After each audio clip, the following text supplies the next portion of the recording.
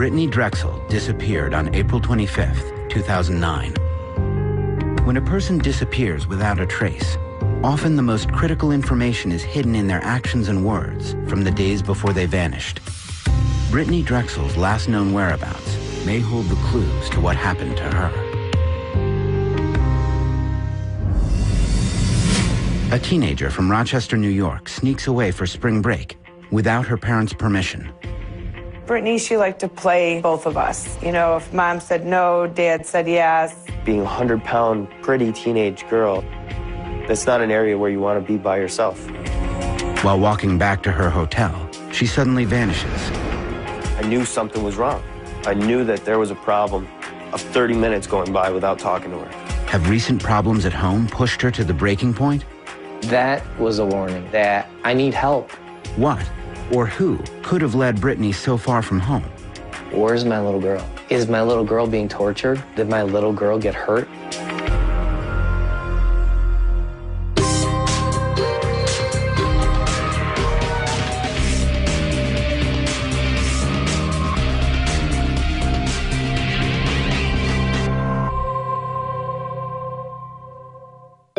I met Brittany, I believe I was 15, she was 14.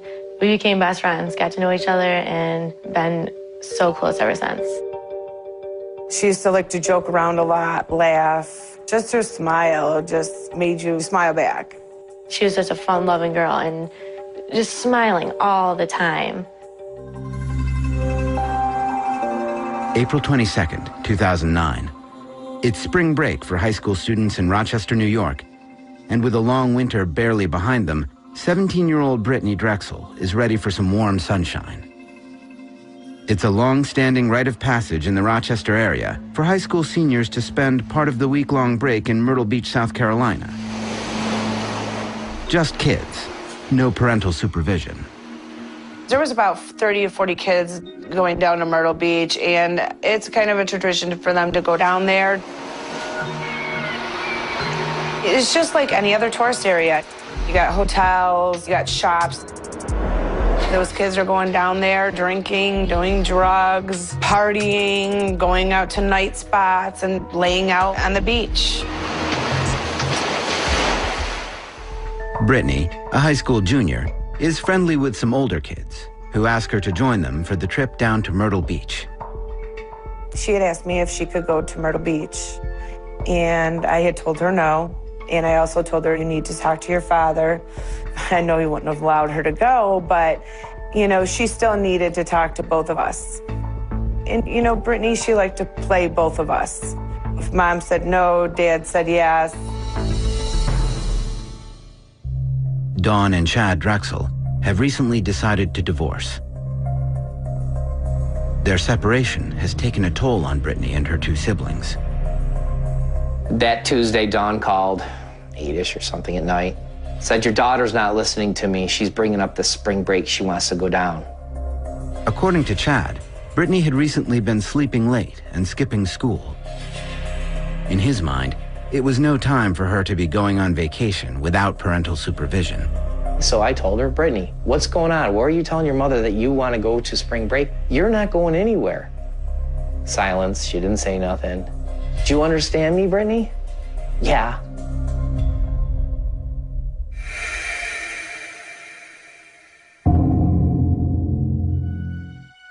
The next afternoon, Wednesday, the dispute continues.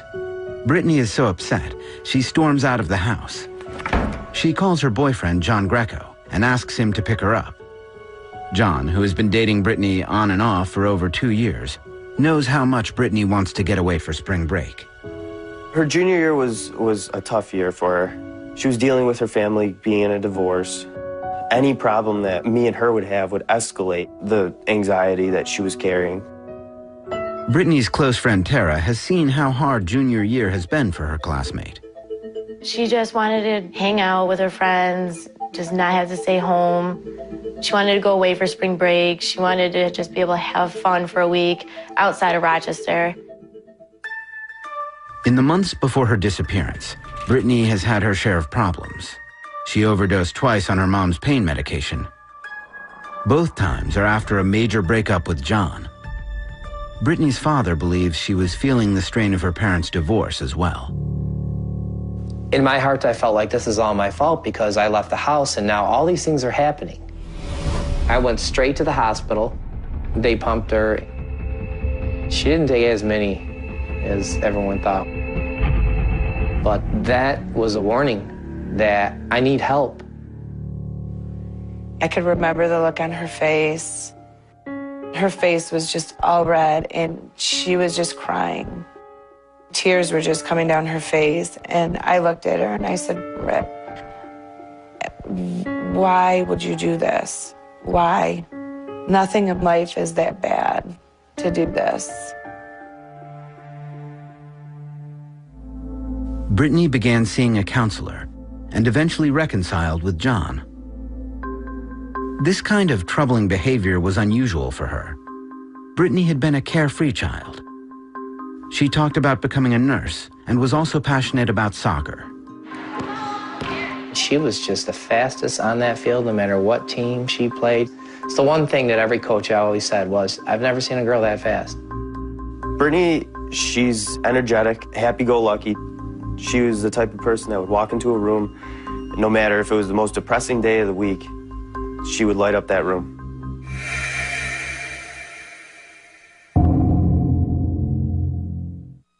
But Brittany's fun-loving spirit is dampened on Wednesday, April 22nd, when her mother refuses her request to go to Myrtle Beach for spring break. Brittany vents to her boyfriend, John, after leaving the house in a huff. When Brittany had told her mom that she wanted to go to South Carolina, her mom, obviously being a parent, said, "No way, you're not going to South Carolina. You're 17 years old." And Brittany retaliated. She got into a fight with her mom. Brittany gave me a call. I came and picked her up and took her to her friend's house. Later that day, Brittany makes one last request to go to Myrtle Beach. Well, she had to call and apologized how she acted that day. She says, "Mom, can I go to Myrtle Beach?" And I told her no. And she goes, "Why?" And I said, "Brittany, because first of all, I don't know the people that you're going with." I said, "There's no parents." And I said, something's gonna happen. And I said, "I don't want anything to happen to you."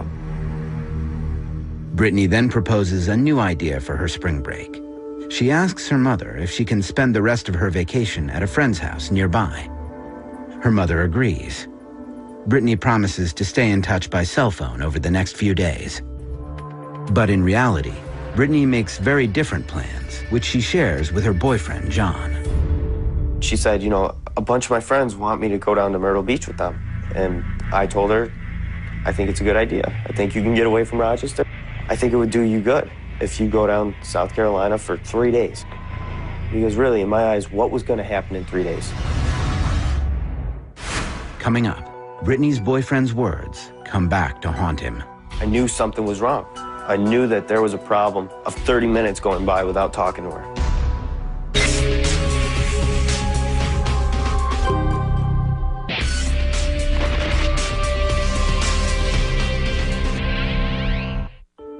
Days before 17-year-old Brittany Drexel disappears, she has an emotional fight with her mother, Dawn, who has refused to let her go to Myrtle Beach, South Carolina for spring break.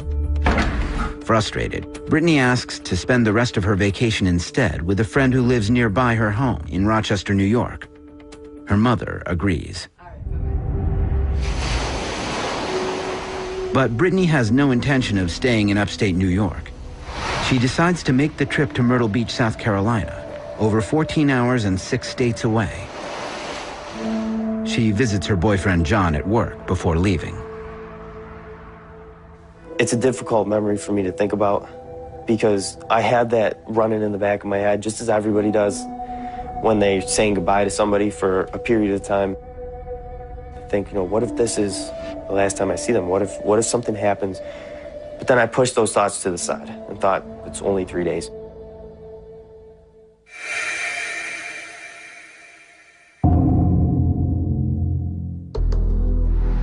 Brittany leaves Rochester with 4 other friends Wednesday night, hoping to be at the beach by the next morning.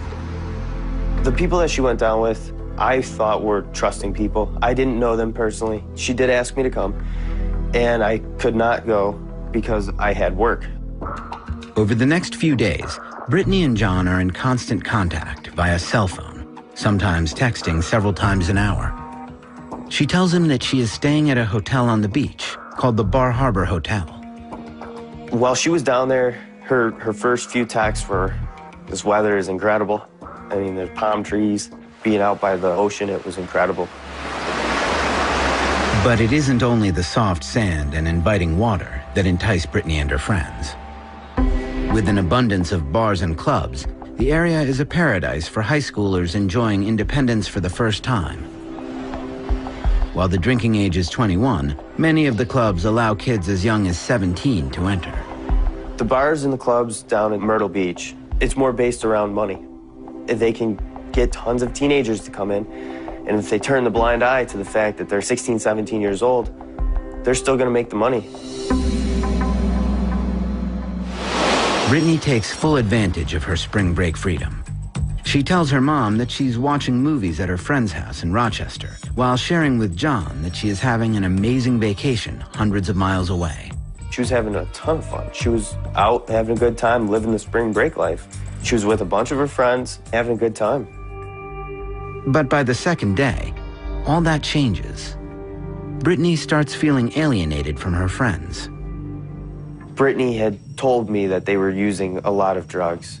She wasn't into the drug scene, and therefore she tried to exclude herself from that, and she tried doing things on her own. She walked to the restaurant by herself. She walked down to the beach by herself.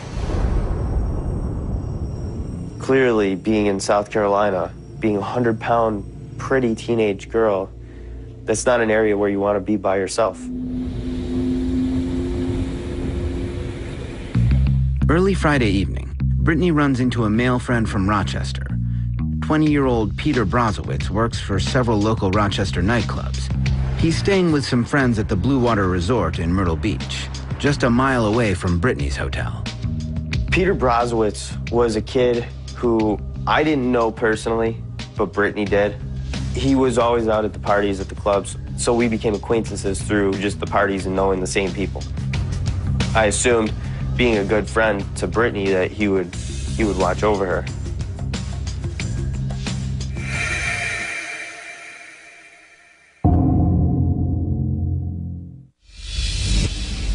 On Saturday afternoon, Brittany's mom and sister, thinking that Brittany is at her friend's house in Rochester, call to say that they just bought her a new pair of soccer cleats.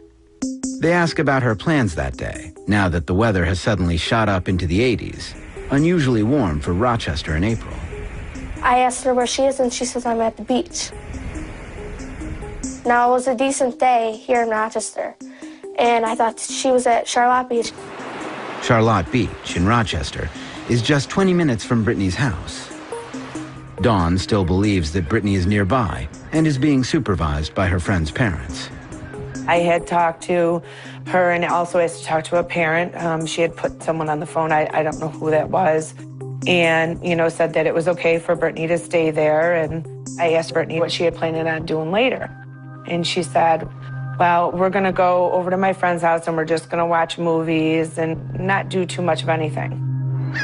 Brittany tells her mom that she'll return home the next day and thanks her for letting her spend the past few days with her friends. She goes, I'll see you tomorrow, and then I love you. And I said, okay, I love you too. And then we hung up. A seemingly normal conversation will soon take on tragic significance. It becomes the last time Dawn talks to her daughter before she disappears. Meanwhile, Brittany decides to meet up with her friend Peter. Before she goes, she borrows a pair of shorts from one of her friends. At around 8 o'clock, Brittany texts John en route to meet Peter at the Blue Water Resort. She continues to report that she is having a miserable time and that she is looking forward to coming home the next day. She hated being down there, and she didn't like the people she went down with. Shortly after arriving at the Blue Water Resort, Brittany receives a text from her friend saying she wants her shorts back so she can wear them that night. Annoyed, Brittany tells Peter she has to walk back to her hotel, which is over a mile down the road. She texts John as she leaves. And it was, I can't wait to come home. I can't wait to see you. I'm so angry at everybody down here.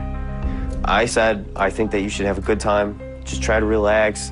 It's your last night. Try to enjoy it. You're down there anyways. You might as well try to enjoy it before you come home and get back to school.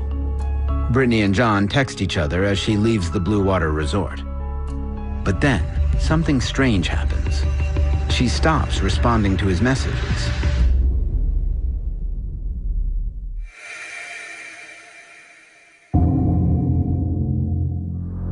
I knew that something was up about 10 to 20 minutes later, but a half an hour later was when I really began to start freaking out. Me and Brittany talked every 10 minutes on the phone. I knew something was wrong. I knew that there was a problem of 30 minutes going by without talking to her. An hour later, John is worried. He threatens to tell her mom the truth about where Brittany really is if she doesn't text him back. I called Brittany, and there was no response. So I texted her, and I said, if she didn't get in contact with me, I was gonna call her mom. And I was gonna break the news to the family that she was down in South Carolina. A couple minutes went by, she didn't text me back, didn't call me back. Meanwhile, Dawn Drexel, Brittany's mother, is just returning home after having dinner with a few friends when she gets the call from John. Her mom said, I'm gonna kill her. Like, there's no way that she went behind my back and did this without letting me know about it. And she was initially very angry, as any parent would be if they found out their kid was 14 hours away. It wasn't registering until it started to sink in and I was thinking about it.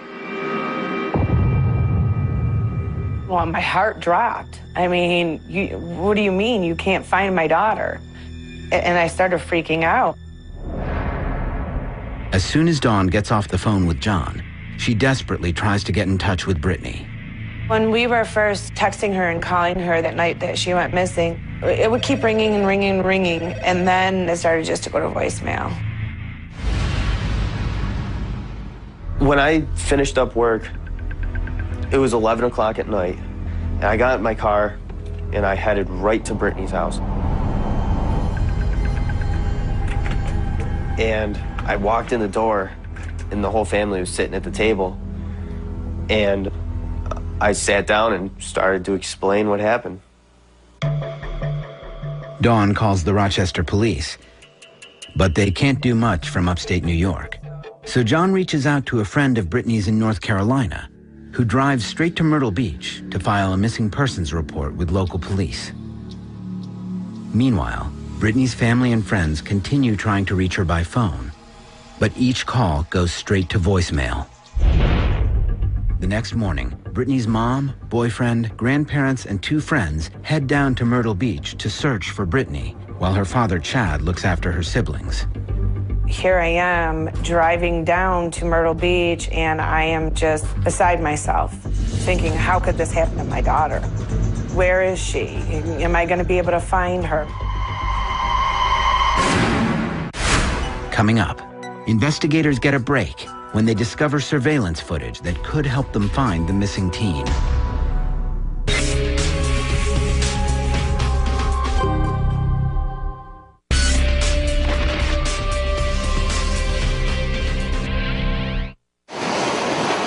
"17-year-old Brittany Drexel has slipped off to Myrtle Beach, South Carolina for spring break, unbeknownst to her parents.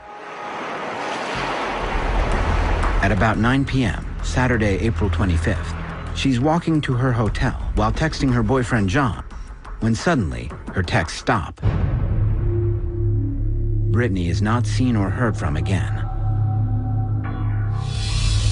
Myrtle Beach Police Lieutenant Joseph Kapp and Detective Vincent Dorio head the investigation. As police begin the search for Brittany, her mother, her boyfriend John, her grandparents, and 2 friends are still en route from Rochester, New York to Myrtle Beach. Trip down to South Carolina, I don't think anybody slept. It was extremely difficult because we knew that we're going down there to search for Brittany missing. It almost was a step out of reality. It was almost like this couldn't be happening.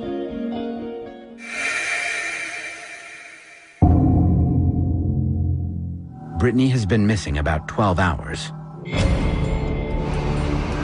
Myrtle Beach police launch an intensive search, fanning out in all directions from the hotel where Brittany was last seen. They canvass beaches and local hotels, looking for possible leads.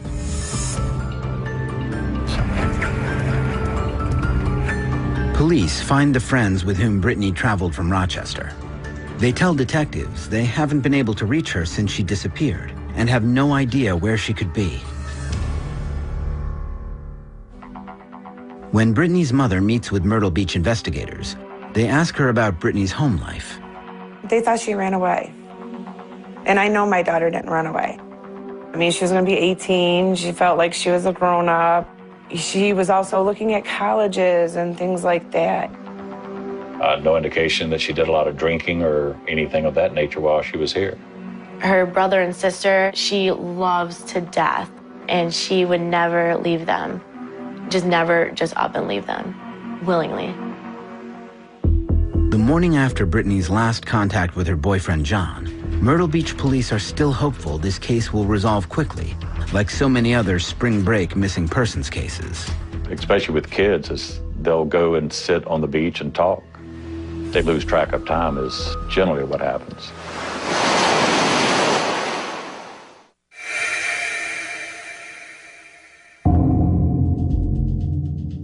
Detective Dorio and Lieutenant Cap begin to work a lead. They learn that Peter Brozowitz, the young man Brittany went to see the night before, left town with his buddies at about 2 a.m. that morning, about 5 hours after Brittany vanished. It appeared that they had left suddenly in the night. They had forgotten clothing and they didn't get a deposit. And I mean, these contributing factors appeared to be very, very suspicious. As soon as Peter arrives back in Rochester, he is quick to acquire the representation of a criminal defense attorney. Investigators begin piecing together Brittany's last hours. On the way from her hotel to visit Peter and his friends at the Blue Water Resort, a traffic camera captures her walking and texting at about 8:15 p.m. We do see her, she's walking alone and using her phone. And we verify that she was calling the people that she was going to visit to try and find the location of the motel.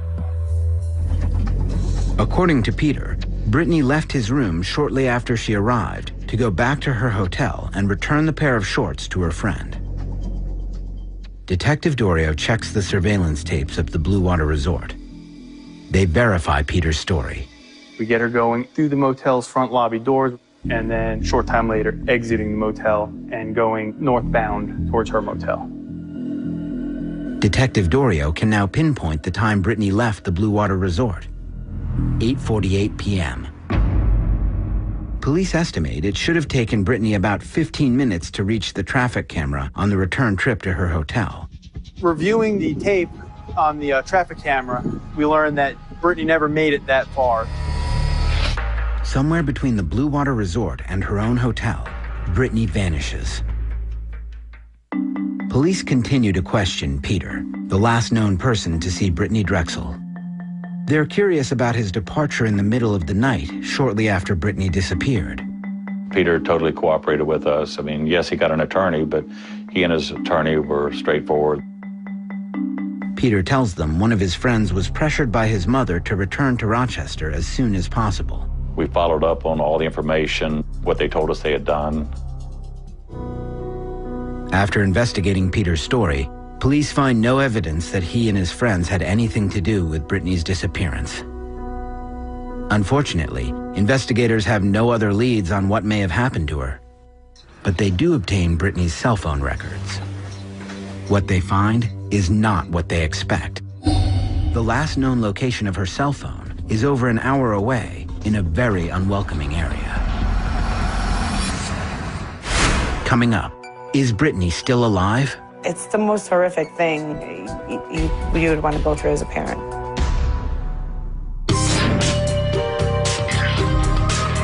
Get more Disappeared online at investigation.discovery.com.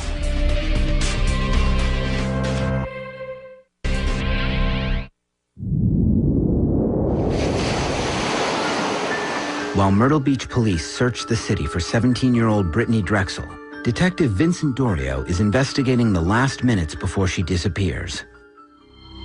On April 25th, 2009, what should have been the last night of her vacation, Brittany vanishes after visiting her friend Peter at the Blue Water Resort. She was still in Myrtle Beach. Graham Moore, a local reporter, has been tracking Brittany's case since her disappearance. They were in the hotel room. I don't think she was there that long. She got a call from her friend saying, hey, can you bring me back my shorts? She left there, from what I understand. She was texting with her boyfriend. The Blue Water surveillance tapes show Brittany leaving at 8:48 p.m. But Brittany never appears on footage from a traffic camera along the way, returning to her hotel. Now, with her cell phone records in hand, detectives hope to learn what happened during those crucial few minutes. At 8:58, she writes back to John, no, I'm staying and packing and going to sleep probably. At that point, John asks, why babe, why boo?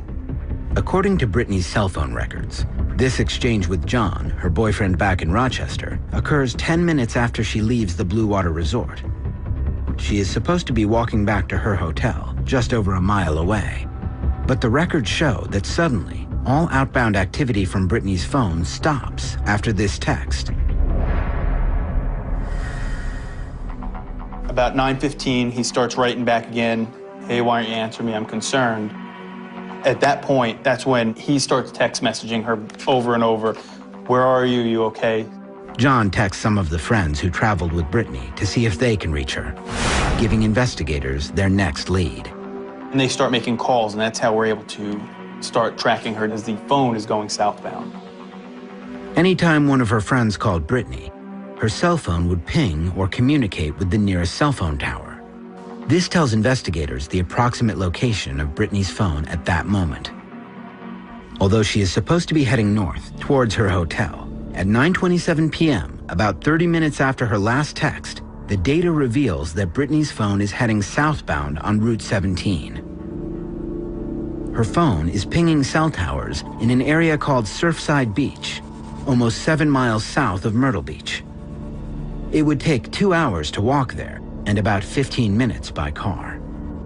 The phone itself, because we're not sure if she was separated from the phone, was moving at a high enough rate of speed that it was in a vehicle. Police aren't sure if the cell phone battery then dies or if it gets destroyed. But at 11:58 p.m., just 3 hours after Brittany's last text to John, her phone last pings tower number 332.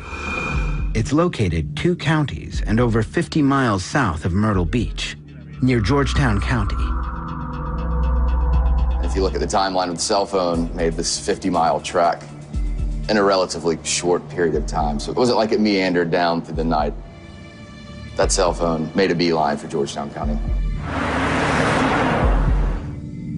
The area is near the North Santee River, around the Pole Yard boat landing.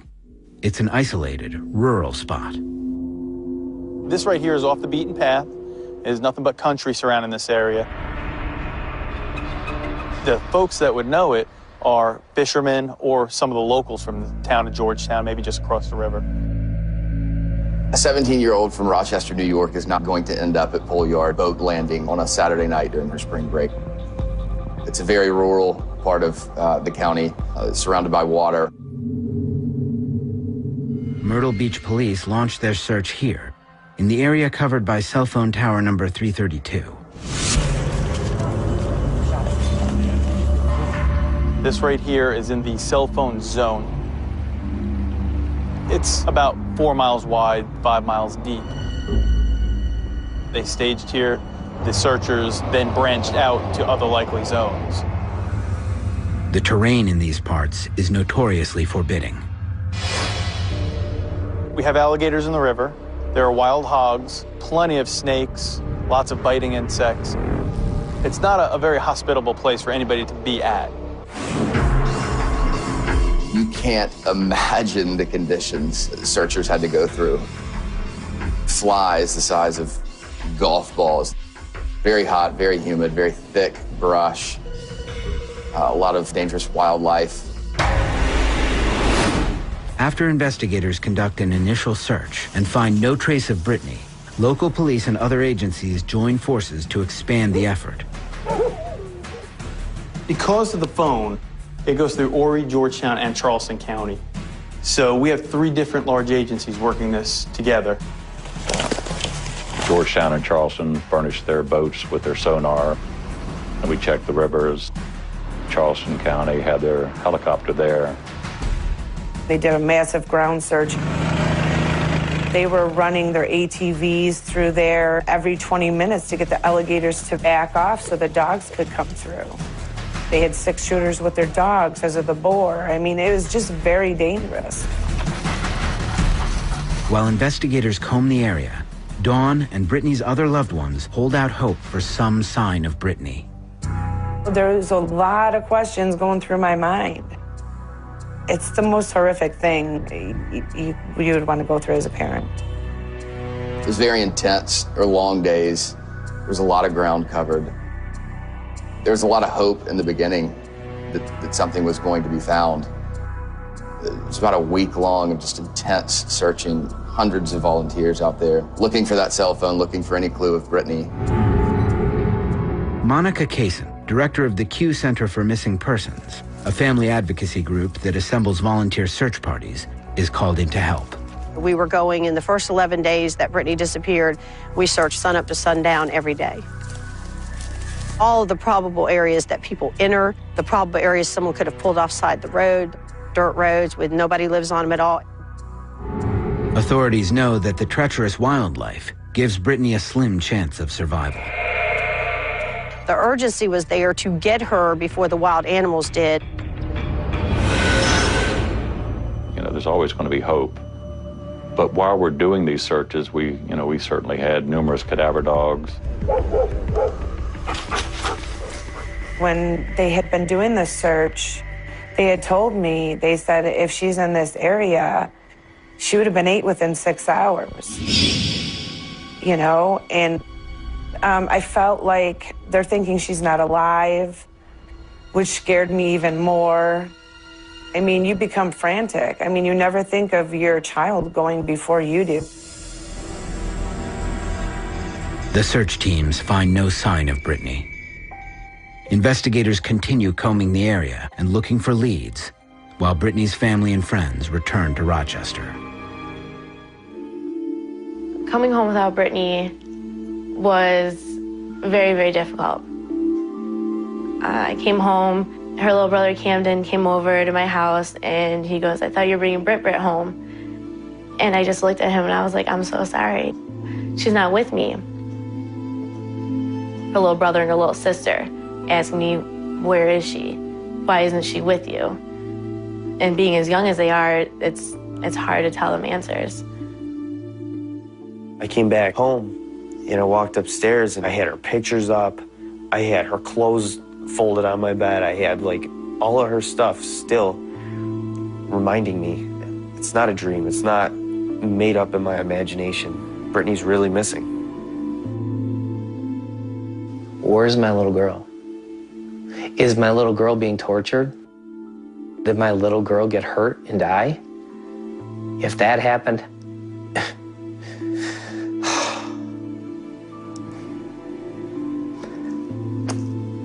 how do I explain it to my little one? How do I do that? That Daddy can keep you safe in that. How do I do that? I just tell her that I will be here for you, that I'm not going to leave any of you guys.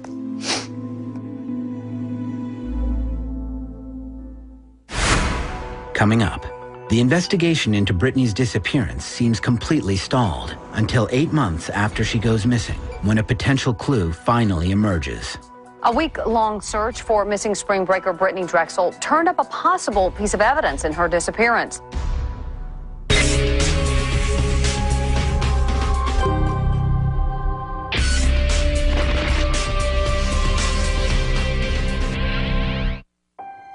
It has been close to 8 months since 17-year-old Brittany Drexel vanished while on spring break in Myrtle Beach, South Carolina. Police have no promising leads in the case. Finally, in mid-December, investigators get a tip. It prompts them to search an area just north of where they had previously traced Brittany's cell phone. They scour the banks of the Santee River surrounded by swamps and alligators. The Georgetown County had asked us to check out an area that was a tip called in. We went over there to check it out.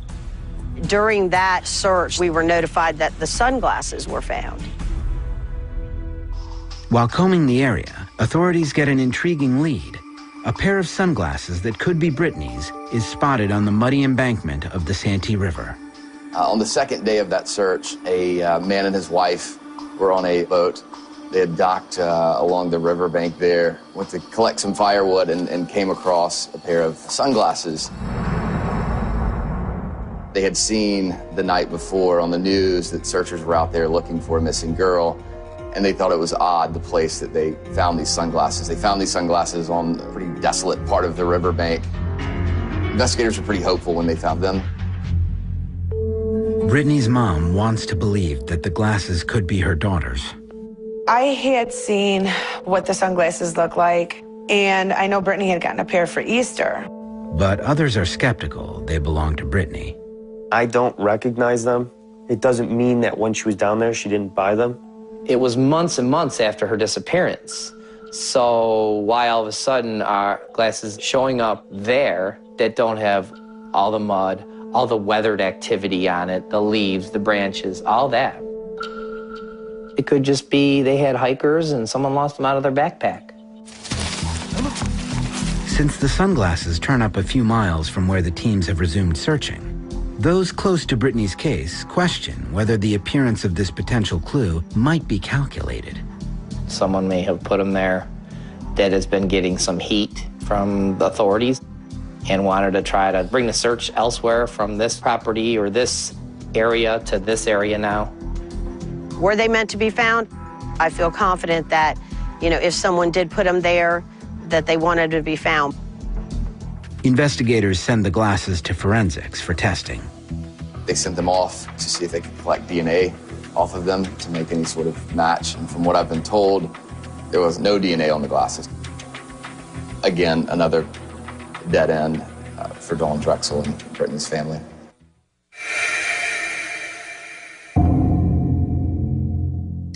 In early April, a few weeks before the one-year anniversary of Brittany's disappearance, police announced that they have identified 3 to 4 persons of interest in the case.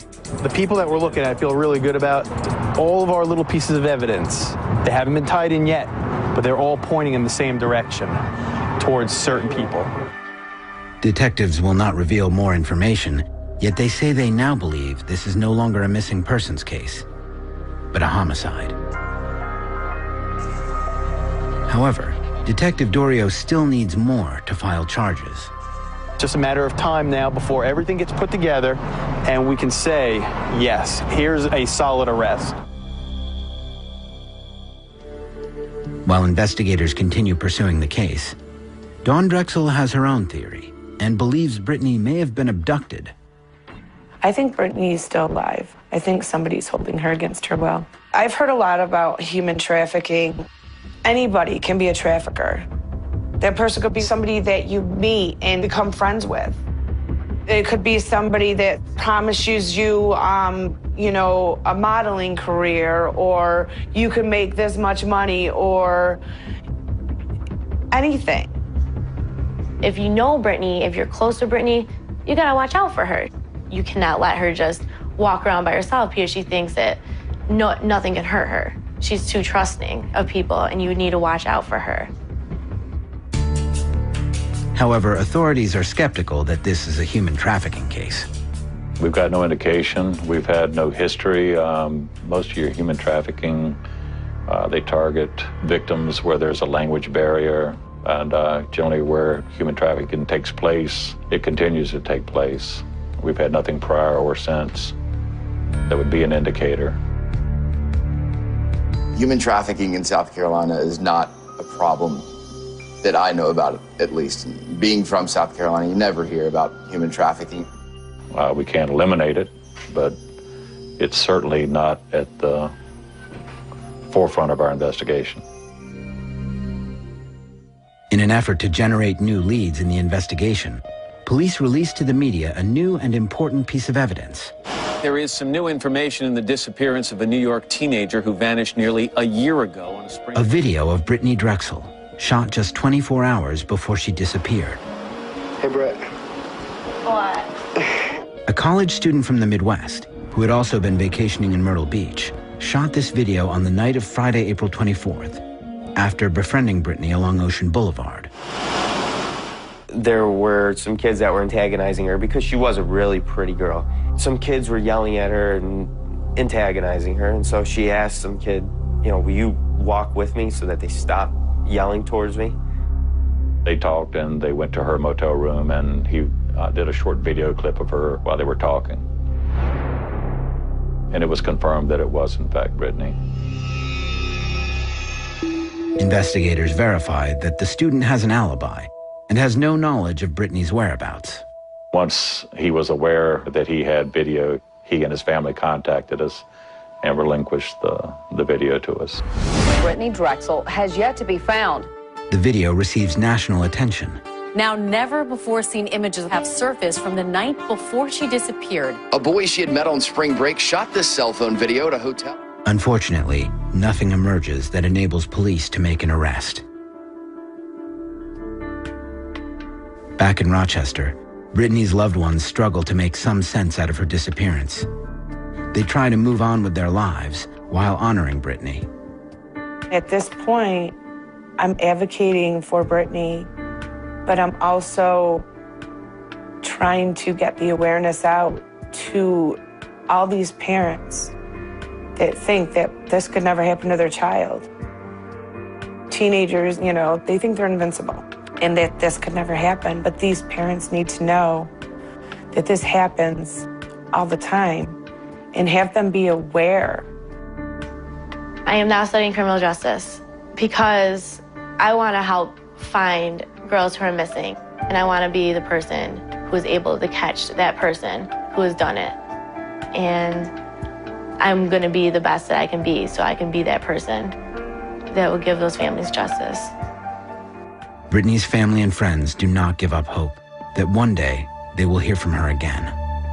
We just miss her to our souls and wish her to come home.